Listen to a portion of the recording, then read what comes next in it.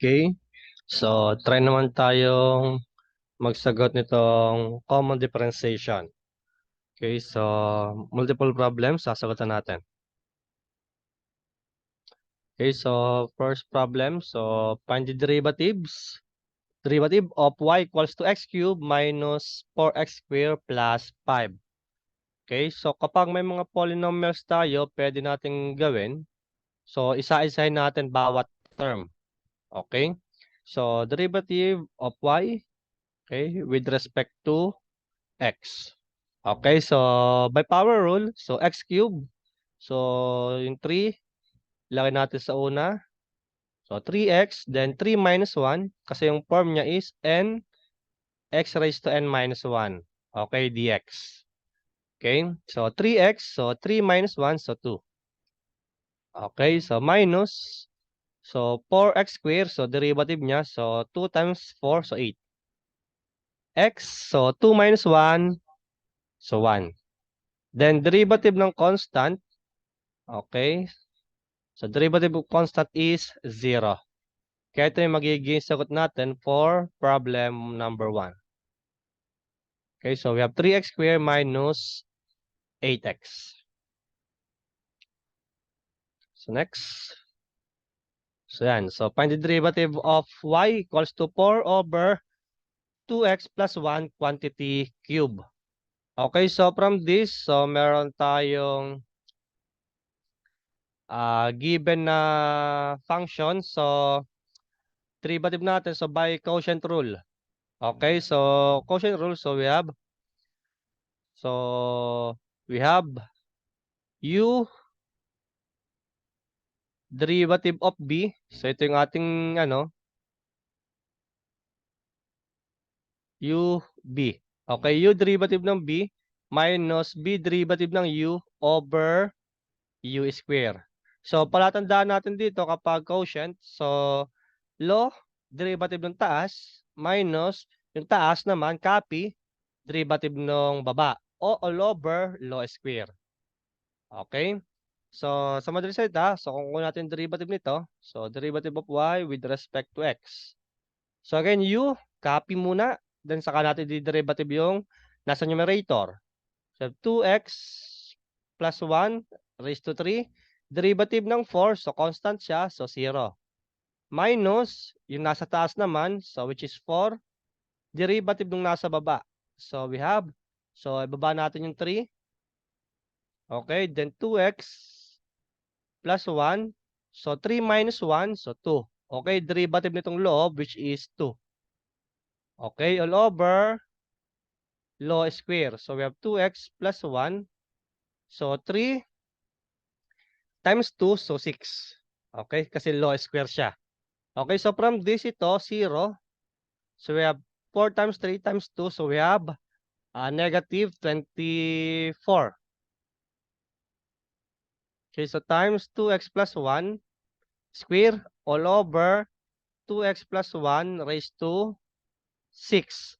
So, isi-simplify natin, cancel yung dalawang 2x plus 1. So, matitira, so negative 24 all over 2x plus 1 raised to, so 4 minus 2, 6 minus 2, so we have 4. So, ito yung magiging final answer natin. Okay? So, ganun pala tandaan kapag quotient. So, next. So, 2x plus 1 raised to 3 multiply by 4x minus 1 square. Okay, so we have y equals to, so 2x plus 1 cube times 4x minus 1 square. Okay, so ito naman by product. So we have u derivative ng b plus v derivative naman ng u kapag product. Okay, so mag-a-assign lang kayo dyan ng b at saka u. So ito yung ating u, ito yung b. Pero actually, pwede naman kahit mabaligtad. Okay, so derivative of y with respect to x. Okay, so we have u, copy. 2x plus 1 cube. Derivative ng b. So we have 2 multiply by, so 4x minus 1. So 2 minus 1. Okay, so 1. Then derivative nito nasa loob, which is 4. Okay, so plus Itong kabila naman, so 4x minus 1 square, then derivative ng u. So, which is 3, baba, then 2x plus 1 raised to, so 3 minus 1, so 2. Then derivative ng loob, which is 2x plus 1, derivative nun is 2. Okay? So, from this, pwede natin simplify. So, we have 2 times 4, so 8. So, 2x plus 1 raised to 3 times 4x minus 1. Okay, so plus, so 3 times 2, so 6. So, 4x minus 1 square times 2x plus 1 square. Okay, kung ito i-expand natin, pwede naman natin masimplify. Pero dito, pwede na ito yung maging sagot natin. Okay? So, baka magtaka dito, bakit diniderivative pa natin yung sinasabing loob? So, ito, parang ano lang din siya, power rule. Di ba, let's say, we have x raised to n. So, yung derivative nito, di ba? Kung pagkukunin natin, let's say, y equals to x raised to n. Derivative niyan, with respect to x, is, so, baba, then, multiply by, so, x raised to n minus 1. Then, diniderivative natin to loob. Kaya ito, dx lang. Kaya kung x lang siya kapag polynomial, so wala na tayo multiply. So, dito kasi, meron tayong 2 terms. So, 2x plus 1. So, itong loob na to, i-derivative pa natin. So, 2x plus 1, derivative nun is 2. Okay? So, yan ang ating magiging final answer. So, next. So, yan. So, polynomial ulit. So, derivative of y with respect to x. So, 5 times 3, so 15. X raised to 3 minus 1, so 2. So, minus 4 times 2, 8. So, x, 2 minus 1, so 1. So, plus 3x. So, plus 3 lang kasi derivative ng x is 1. So, ito na yung magiging final answer natin. Okay? So, next. So, yan. So, y equals to cube root of x plus 4 over x plus square root of x. So, from this, pwede nyo gawin. So, kapag cube root, di ba, 1 over 3 yung kanyang exponent. So, para di mo ito, so, i-rewrite nyo lang. So, equals, so, x raised to 1 over 3. So, plus, so, 4 over x plus, so, square root, so, 1 half. X raised to 1 half. So, from this, so, derivative y with respect to x. So, we have, so, baba yung 1/3. So, x raised to 1/3 minus 1. So, we have negative 2 over 3. Okay? So, plus, so, by product rule. Okay? So, we have x, derivative ng 4, so 0. So, low di high minus high, derivative ng x is 1. Okay? Over low square, which is x square. Okay? So, plus, so, again, by power rule, so 1 half x, so 1 half minus 1, so negative 1 half. So, simplify lang natin. So, we have, para mawala na yung negative doon sa exponent, so we have 1 over 3x raised to 2 over 3. So, plus, so ito 0. So, negative 4 over x square. So, plus, so ibaba natin yung negative 1 half. So, we have 1 over 2 x raised to 1 half. So, ito yung magiging final answer natin. So, ito 2.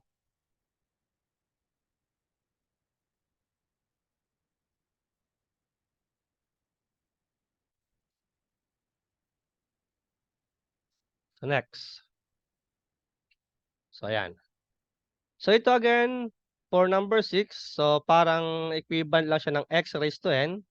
So, yung dx over dy, dy over dx natin is, so n, x raised to n minus 1 dx. Okay? So, ito yung ating magiging value of x lang. So, mas maganda kapag nalilito kasi dito kasi x na yung ating ginagawang variable. So, gawin nyo kung nalilito. So, ito gawin nyo as our variable u. Okay? Kung any variable. So, para mangyayari, y equals to u raised to 5. Okay? So, yung u natin dyan is yung 3x square minus 4x plus 1.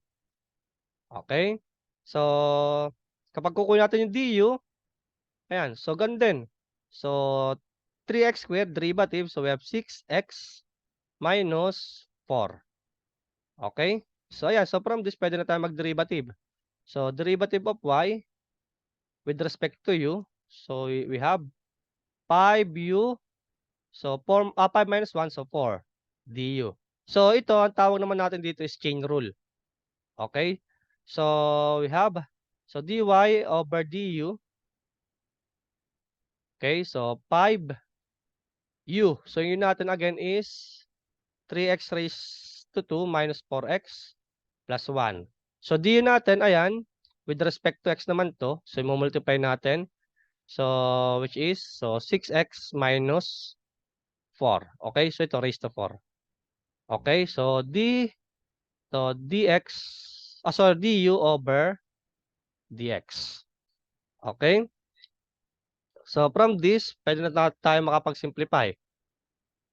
Okay?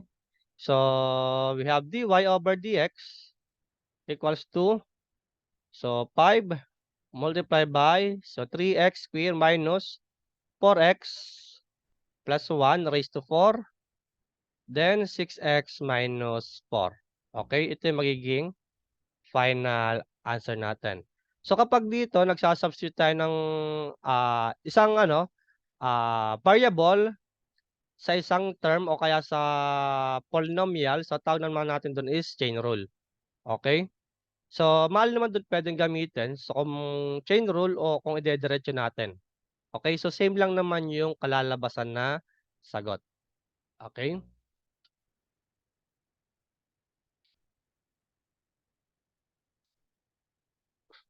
Okay, so next. So, we have, so, i-rewrite ko muna yung square root. So, y equals to, so, 3x plus 1 over, so, 3x squared plus 2 raised to 1 half. Okay, so by quotient, so u db minus b du over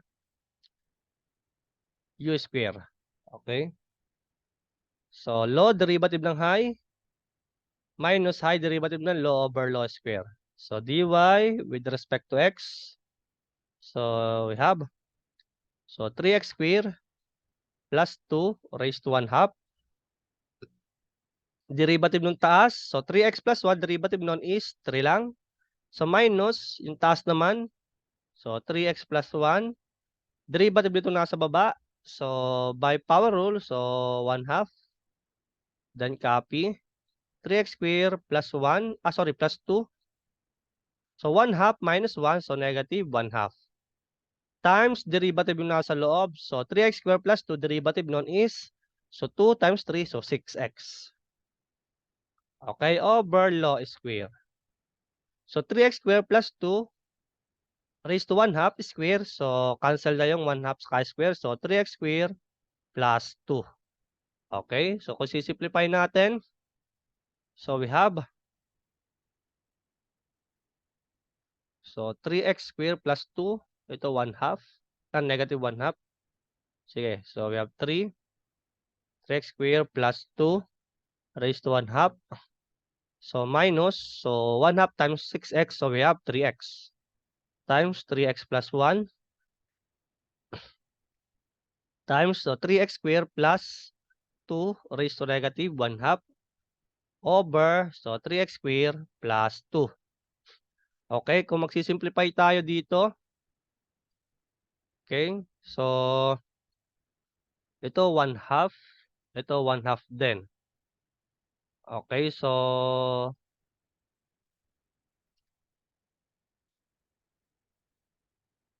para wala na tayong maging denominator, so multiply na lang natin. Ay, wait. So, dapat ma-factor out natin yung 1 half. Oho. So, sige, factor out natin. So, 1 half. Pero may matitira pa dito eh. Sa denominator.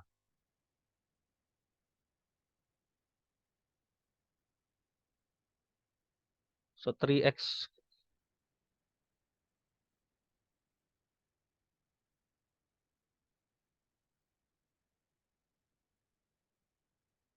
Sige. So, factor out lang natin. So, 3 times 3x square plus 2. Ito yung papactor out natin. Okay, so 3 times. So, naglabas tayo ng 1. So, dapat ito 1/2 ang magisagot. So, dapat ito is 3x square plus 2 raised to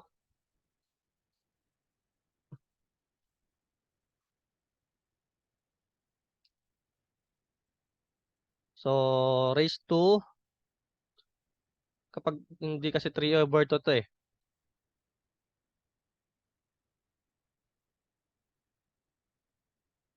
Natin at nilabas natin yung ito negative 1/2. Ayan. So, pinactor out natin. So, pag multiply natin, ayan. So, minus sa 3x. Dapat kasi magisagot 1/2. So, nilabas kasi natin 3x square plus 2 para makancel na dito sa denominator. Okay, so 3x times 3x plus 1. Okay, so multiply by 3x square plus 2. So, tinanggal natin tong 3x square plus 2. So, dapat ito 1/2. Okay? At negative 1/2 dito magiging sagot, hindi pala. Dapat negative 1/2. Dapat ito is negative 3/2 naman. Ayan. Okay, tama. Negative 3/2. Okay, all over. So, 3x square plus 2. So, yan, makakancel na natin.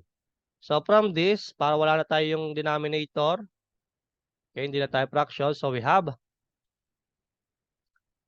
3 over, so 3x square plus 1 quantity raised to 1/2. So, binaba na natin para maging positive na yung kanyang exponent. So, minus, so 3x times 3x plus 1. So, ibaba din natin yung negative 3/2. So, all over 3x square plus 2. Plus 2 to, sorry. Okay, raised to 3/2 naman. Okay, ito na yung magiging final answer natin. Okay, so gano'n pag-simplify. Okay, so dapat medyo kabisado natin yung pagpa-factor. Okay, o kaya yung distribute o pagpa-factor out ng mga common sa bawat term. Okay, so next. So ito naman, so gano'n uli. So simplify muna natin. So 2x plus 5 multiply by 4x minus 1 raised to 1/2. Okay, so by product rule, so UB plus BDU. So derivative of y with respect to x, so we have 2x plus 5 multiply by, so baba yung 1/2 times, so 4x minus 1. So 1/2 minus 1, so negative 1/2. Derivative ng loob, so 4x minus 1, derivative nun is 4. Okay, so plus, so 4x minus 1 raised to 1/2, derivative nitong kabila, so 2x plus 5, derivative is 2. Okay, so simplify. So 4 divided by 2, so 2. So we have 2 times 2x plus 5. So ito, ibababa ko na yung negative 1/2 para may positive yung kanyang exponent. So 4x minus 1 raised to 1/2. So plus 2 times 4x minus 1 raised to 1/2. So ito yung magiging final answer natin. Okay, so yan yung basic na differentiation formula and concept.